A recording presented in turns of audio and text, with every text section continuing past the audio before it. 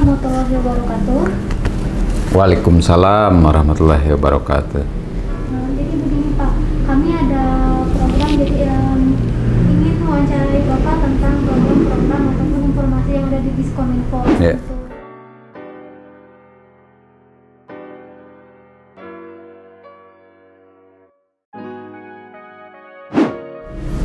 Jadi begini ya, terkait dengan informasi.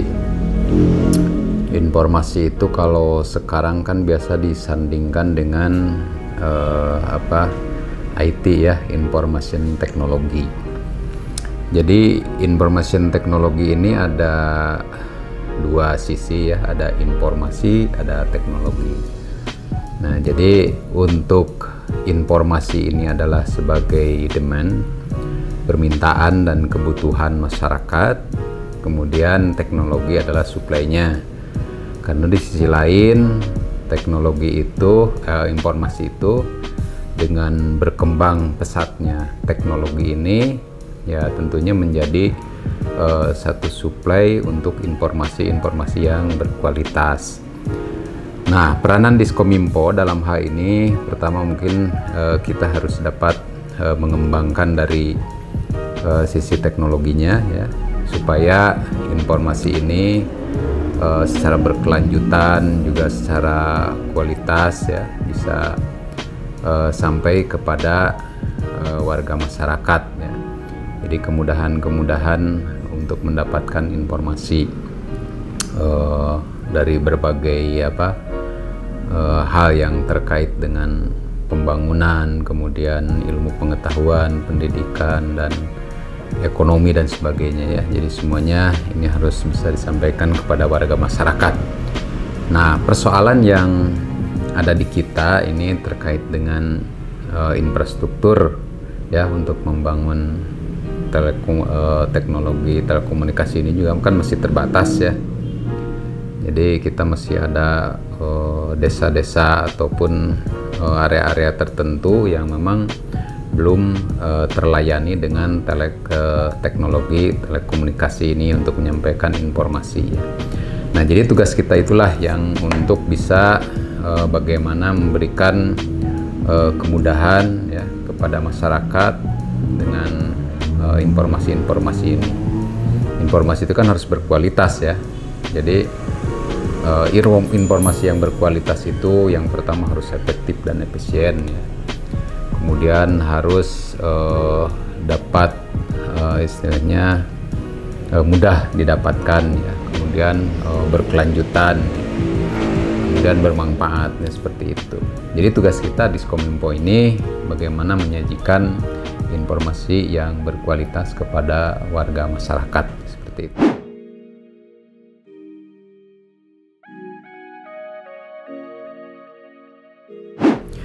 Jadi memang kita dengan luas wilayah yang cukup luas ya, kemudian jangkauan penduduk juga cukup banyak. Kita terutama ini terkait dengan akses internet ini masih terkendala adalah di wilayah selatan. Di samping kontur atau medan yang cukup bervariasi ya. Jadi kalau istilahnya menggunakan teknologi ini memang terutama teknologi yang sekarang berkembang itu kan seperti 4G, 5G dan sebagainya ya. Jadi memang ada daerah-daerah tertentu kurang menarik lah dari sisi investasi daripada provider ini ya. Karena mungkin dilihat dari indeks pengembalian modalnya mungkin yang relatif lama kalau dia berinvestasi di sana. Jadi inilah menjadi tugas kita ya, pemerintah untuk bisa mengakses atau memberikan akses internet di seluruh wilayah Kabupaten Garut ini ya. Nah, upaya-upaya kita adalah alhamdulillah untuk tahun 2021 Bapak Bupati, Bapak Wakil ya, termasuk Pak Dewan DPRD pemerintah Kabupaten Garut juga sudah memberikan support ya untuk memperluas coverage akses internet di pemerintah Kabupaten Garut. Kalau bisa ya minimal sampai ke desa-desa sudah memiliki jaringan ya. Nantinya kalau misalnya ini sudah infrastrukturnya sudah sampai ke desa, misalnya apakah nanti kita menggunakan teknologi fiber optik ya, karena yang sekarang dianggap paling handal untuk akses internet ini kan melalui fiber optik ya. Karena apa? Karena tidak mudah terganggu dengan kondisi ya cuaca, kemudian faktor-faktor alam. Nah, mudah-mudahan dengan adanya dukungan dari pemerintah Kabupaten Garut untuk 2021 ini seluruh desa ini dapat sudah tercoverage dengan layanan internet ini, seperti itu. Kalau nanti sudah sampai ke minimal ke kantor desa kan nanti secara swadaya ini bisa dikembangkan lebih lanjut kepada titik-titik tertentu di mana warga masyarakat yang sampai saat ini belum bisa mengakses internet. Seperti itu. Untuk saat ini Pak, program di Diskominfo itu apa aja yang sudah dilaksanakan dan yang akan dilaksanakan? Jadi kita kan di sini ada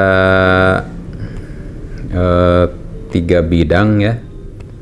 3 bidang. Pertama adalah bidang kepemerintahan elektronik.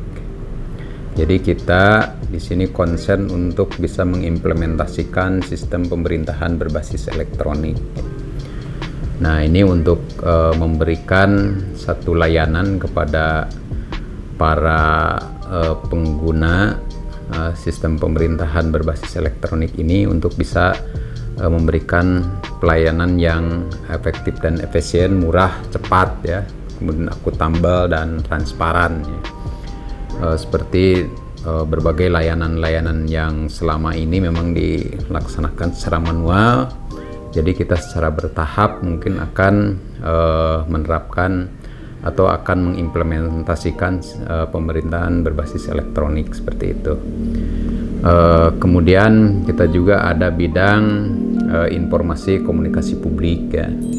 Jadi ini sebagai corong pemerintah ya, pemerintah untuk memberikan penerangan-penerangan kepada warga masyarakat ya terkait dengan informasi-informasi baik informasi pembangunan, kemudian informasi-informasi terkait masalah ekonomi ya, kemudian teknologi dan sebagainya.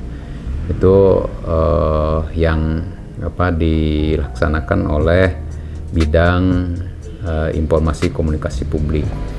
Kemudian kita juga memiliki bidang keamanan informasi, persandian dan keamanan informasi, persandian dan statistik ya, atau disingkat menjadi KIPAS ya. Nah, ini adalah tugasnya bagaimana agar informasi ini berkualitas, informasi ini betul-betul aman ya. Aman dalam artian kan dalam klasifikasi informasi itu ada informasi yang harus diketahui oleh publik ya. Ada informasi pribadi yang menjadi ranah pribadi ya, privat. Nah, ini harus betul-betul dijaga ya agar informasi ini tetap dapat berfungsi sesuai dengan kepentingannya seperti itu. Kemudian juga kita ada urusan statistik ya, khususnya statistik yang sifatnya sektoral.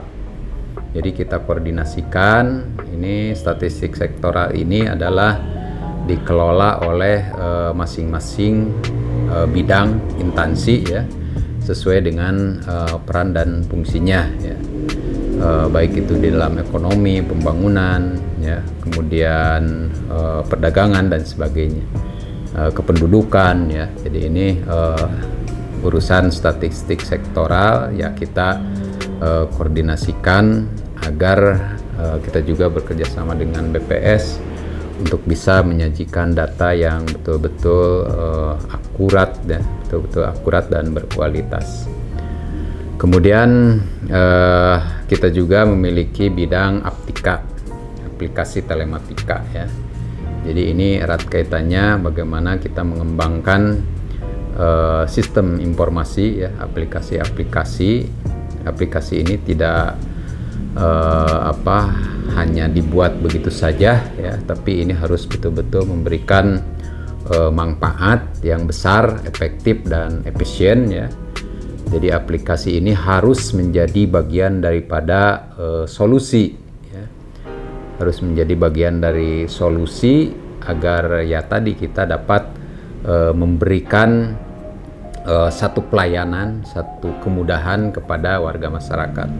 Ya, sampai sekarang ini setiap dinas mengembangkan sistem informasi dan aplikasi. Nah, tugas kita adalah bagaimana aplikasi tersebut agar betul-betul tepat sesuai dengan apa yang dibutuhkan, efektif, ya, kemudian aman, ya, karena ada aktivitas-aktivitas yang mungkin di dalam sistem informasi tersebut ada semacam pengumpulan data ya, itu yang harus diamankan sesuai dengan kepentingannya. Kemudian kita juga di Diskominfo ini juga didukung oleh sekretariat yang mendukung semua bidang yang ada di Diskominfo. Seperti itu. Di masa pandemi COVID-19 ini apakah ada kendala dalam menyampaikan informasi kepada masyarakat? Jadi di masa pandemi ini memang Diskominfo ini sebagai bagian dari gugus tugas ya, sebagai humas. Jadi kita secara real time setiap hari kita mengupdate perkembangan daripada COVID ini ya. Bekerja sama dengan Dinas Kesehatan juga kita untuk memberikan informasi dan edukasi kepada warga masyarakat ya. Nah, sebetulnya kendala yang kita hadapi untuk informasi tentang COVID-19 ini adalah terutama ini kan di masyarakat. Jadi dengan adanya teknologi media sosial dan sebagainya ini kadang-kadang tercampur dengan berita-berita emang yang tidak benar ya, atau berita-berita hoax seperti itu. Nah, itulah istilahnya pekerjaan rumah kita ya, bagaimana agar informasi tentang COVID ini dapat diterima oleh masyarakat dengan berita yang baik dan benar ya. Jadi kita melalui berbagai saluran ya, termasuk saluran YouTube, kemudian ya, IG pemerintah kabupaten, kemudian Facebook ya, kemudian Videotron dan sebagainya, kita menyampaikan penjelasan atau informasi-informasi kepada masyarakat tentang COVID ini ya. Yang saya harapkan daripada ini adalah bisa merubah atau masyarakat taat ya terhadap apa yang selalu kita sampaikan untuk bagaimana kita bisa segera keluar dari pandemi ini ya. Seperti senantiasa kita memakai masker ya. Kemudian selalu cuci tangan ya. Jadi jangan menyentuh apapun sebelum cuci tangan ya, terutama area-area yang sensitif menjadi saluran masuknya virus ya. Kemudian menjaga jarak ya, kemudian menjaga kebersihan dan sebagainya. Jadi itu yang kita selalu informasikan kepada warga masyarakat, dan berharap kita agar pandemi ini segera berlalu dengan semuanya turut berpartisipasi ya di dalam menghadapi pandemi ini agar dapat segera diputus mata rantai penyebarannya, seperti itu.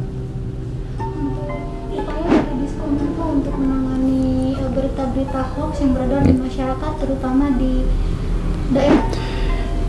Jadi kita secara berjenjang ya. Jadi karena kita juga pada intinya dari pemerintah ini berbagai pihak ya memberikan edukasi dan menyampaikan informasi kepada masyarakat secara berjenjang ya, mulai dari tingkat kabupaten, kemudian kecamatan, ya, kemudian desa, RT, RW, bahkan sampai kepada lingkungan keluarga, ya. Jadi saya rasa meskipun ya dari sisi infrastruktur telekomunikasi misalnya secara menyeluruh kita memang belum memiliki coverage yang total gitu kan, tapi saya yakin dari penjelasan secara bertingkat gitu kan, masyarakat sudah bisa menerima tentang informasi tentang COVID seperti ini. Jadi kita juga untuk mengimbangi berita-berita yang selama ini berkembang, terutama berita-berita yang tidak benar ini, ya kita sekuat tenaga ya kita imbangi dengan media-media yang ada yang kita miliki ya, untuk bisa disampaikan kepada masyarakat secara baik dan benar seperti itu. Untuk inovasi apa yang akan? Jadi kita akan senantiasa bagaimana melakukan terobosan-terobosan ya, terutama kita mengembangkan secara pentahelix ya, jadi keterlibatan berbagai komponen masyarakat agar yang menjadi tugas dan fungsi kita itu betul-betul dapat segera terwujud ya. Seperti misalnya bagaimana yang sekarang dengan keterbatasan anggaran yang ada misalnya kan, kita bisa menyebarkan akses daripada internet ini dengan mengajak keterlibatan dari pemerintahan desa ya, kemudian berbagai pemangku kepentingan ada di sana, mungkin para pemuda yang kreatif dan sebagainya ya. Jadi kita akan terus-terusan bagaimana caranya ya, inovasi ini kan bagian daripada solusi ya, bagaimana memecahkan permasalahan dengan kendala yang ada ya, agar dapat menyelesaikan permasalahan ya. Kita terus-terusan berupaya bagaimana kita mengajak, kemudian kita mengembangkan teknologi ini agar dapat mengatasi permasalahan yang ada di Kabupaten Garut seperti itu. Ya, kita ada sekarang mudah-mudahan dari berbagai sektor ya, mulai dari kemudian kebencanaan, sistem peringatan dini, kemudian akses informasi data yang secara real time ya. Kemudian mungkin pengembangan di bidang digital ya, kemudian Internet of Things ya, Smart City dan sebagainya. Nanti kita akan terus-terusan mencoba bagaimana agar kita senantiasa berinovasi untuk menjawab berbagai permasalahan yang ada di Kabupaten Garut seperti itu. Untuk harapan Bapak ke depannya Diskominfo Kabupaten Garut ini bagaimana Pak? Ya, jadi Diskominfo ini ya sebagai salah satu institusi yang diberi mandat atau diberi tugas untuk dapat mengembangkan informasi komunikasi termasuk teknologi ya, teknologi perangkat keras, perangkat lunak, kemudian memberdayakan masyarakat secara digital dan sebagainya. Ya, saya harap mungkin ke depan Diskominfo ini akan lebih banyak memiliki peran untuk dapat mengembangkan investasi teknologi ya, teknologi komunikasi dan informasi ini. Karena yang namanya investasi teknologi ini kan mahal ya. Jadi mahal, yang tentunya harus dapat dikelola secara profesional agar setiap anggaran yang dikeluarkan untuk membiayai implementasi teknologi ini betul-betul dapat memberikan manfaat sebesar-besarnya untuk kepentingan masyarakat. Nah, kendalanya tentunya kita sekarang masih dihadapkan pada kendala masalah SDM ya, masalah SDM di Diskominfo, makanya kita senantiasa terus-terusan mendorong ya kepada para pegawai yang ada saat ini agar dapat meningkatkan kapasitas keilmuannya ya. Meskipun bukan berlatar belakang di bidang IT, tapi saya yakin ya dengan perkembangan teknologi saat ini kita akan sangat dengan mudah untuk mendapatkan ilmu pengetahuan di bidang teknologi ini ya, agar jangan berhenti untuk terus belajar mengembangkan kapasitas diri, terutama dalam rangka pengembangan teknologi informasi di era digital dan 4.0 ini ya. Jadi saya selalu mendorong kepada segenap jajaran Diskominfo ini agar terus-terusan dapat berjalan. Kemudian kita juga meminta kepada pimpinan, dan alhamdulillah sudah dikabulkan, agar kita juga dapat diberikan alokasi untuk tenaga-tenaga yang memang berlatar belakang IT ya. Kemudian di samping itu juga kita saat ini kan merekrut tenaga-tenaga luar yang terampil ya di bidang komunikasi, kemudian di bidang teknologi ya. Jadi terus-terusan kita juga meng-hire dari berbagai pihak ya. Karena kita menyadari bahwa tugas dan peranan kita saat ini dan ke depan ini akan sangat berat ya, kalau tidak diimbangi dengan kualitas sumber daya manusia yang mumpuni, mungkin kita akan sangat ketinggalan ya, seperti itu.